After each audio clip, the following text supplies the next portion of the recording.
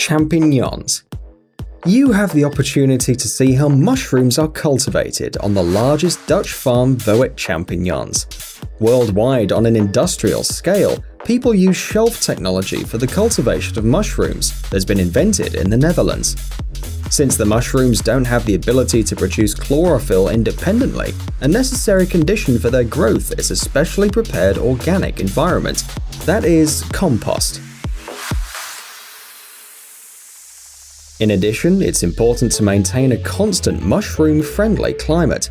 Humidity in the room is kept at around 70 to 95%. They can't be exposed to direct sunlight either. The first few weeks the air temperature is between 22 and 24 Celsius, then is lowered to 16 to 19 degrees. The use of advanced climate systems on farms allows year-round maintenance of mushroom-friendly temperatures, regardless of season. It is noteworthy that all this is not enough for the cultivation of champignons on an industrial scale, because it's also necessary to control the concentration of carbon dioxide. Its indicator should be in the range of 800 to 1000 ppm. The first mushroom heads appear only a week after bedding. Fruiting begins 20 to 26 days after planting.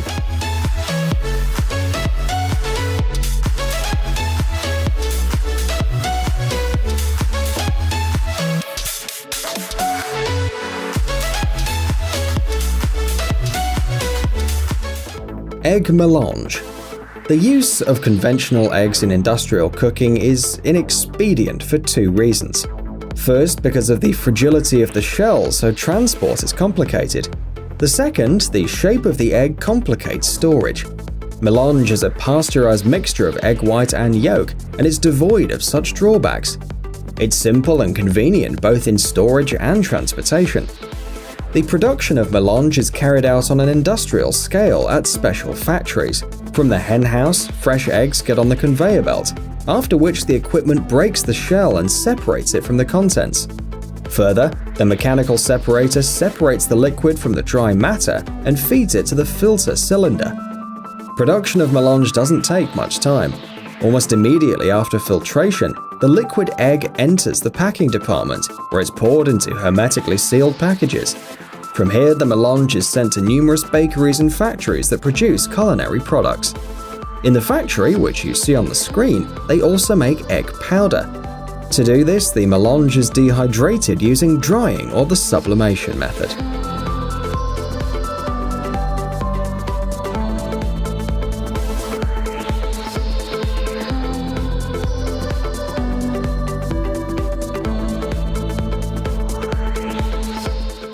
Cheese.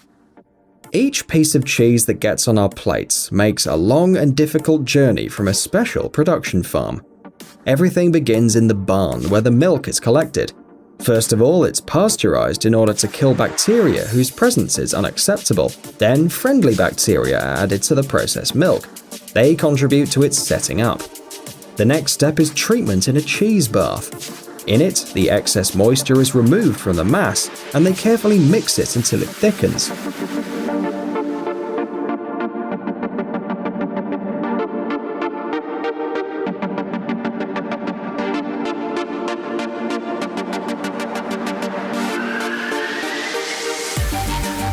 From the cheese bath, the thickened mass falls on special equipment that forms chunks of cheese. It may seem that after this stage the cheese is ready and can be sent to store shelves. However, it's not. Immediately after pressing, the cheese is a tasteless mass that resembles rubber to the touch. In order for the cheese to acquire its unique taste, it must stay for a while in a warm or cool place. This process is called ripening. The duration of the ripening depends on the type of cheese. For example, Dutch cheese has to stay there for 2 to 3 months. Swiss cheese ripens for about 6 months. The final stage of cheese production begins immediately after the ripening is completed. The chunks are cut, then packed, and already in this form are sent to the stores.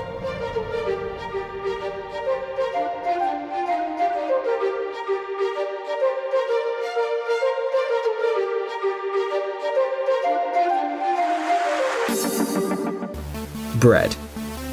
The production of bread would be impossible without flour. People have received it from ancient times by grinding wheat with stones, But for industrial cases, this method just doesn't work. In the UK alone, about 16 million tons of wheat are grown per year. It's planted in autumn and it's harvested almost a year later in August. Special equipment is used for harvesting the wheat. Before the collected wheat enters the mills, specialists take some of it for tests to determine its quality. If the party passes the tests, it's sent to the flour-making facilities. There, the grains are washed and cleaned. To achieve the desired composition of flour, different kinds of grains are mixed with each other. Finally, they fall into threshing machines where they turn into flour.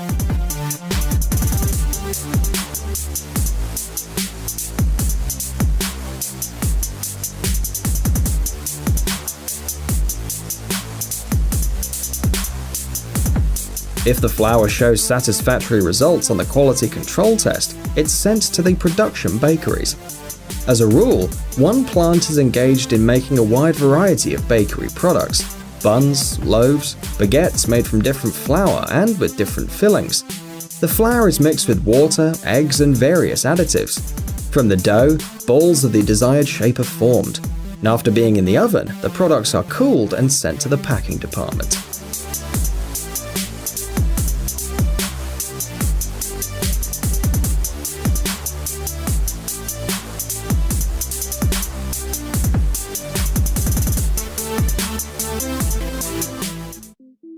Chocolate.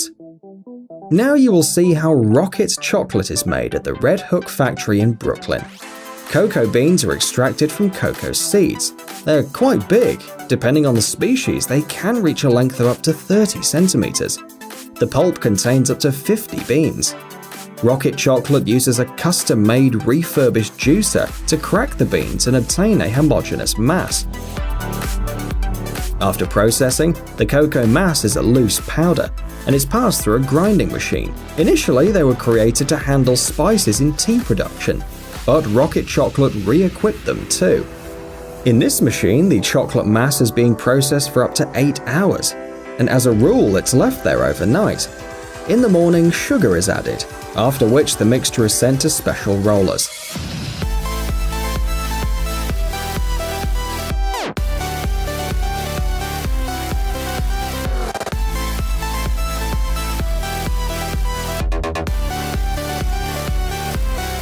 This is necessary in order to saturate the chocolate with air, as well as give it the necessary density.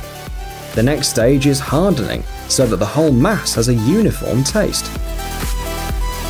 One of the final stages is the addition of fillings and various flavors. To get the usual bars that we all know, the chocolate is poured into molds, and after that it stays there for some time for final hardening. The final stage is packing. Thus, the company Rocket Chocolate produces from 1,600 to 2,000 chocolate bars per day.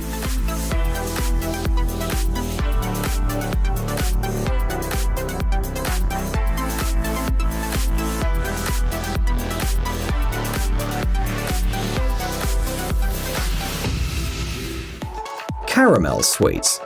As the basis, invert syrup or starch syrup is used for the production of hard sugar candies. The first option is more preferable, since the use of starch syrup may result in undesirable sugaring.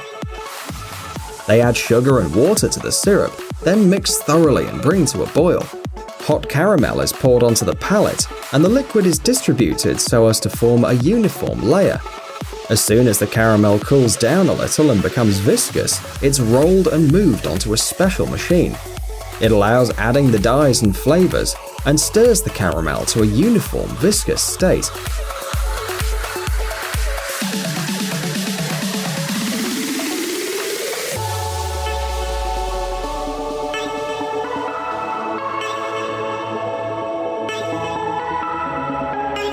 The further process of production varies and depends on what kind of candy you want to make. A specialist rolls out the caramel and makes a big candy, putting the right stuffing inside. In this state, it gets into the rolling machine where it becomes narrower until it acquires the dimensions of a conventional candy. After that, it's manually cut, shaped, cooled, and wrapped.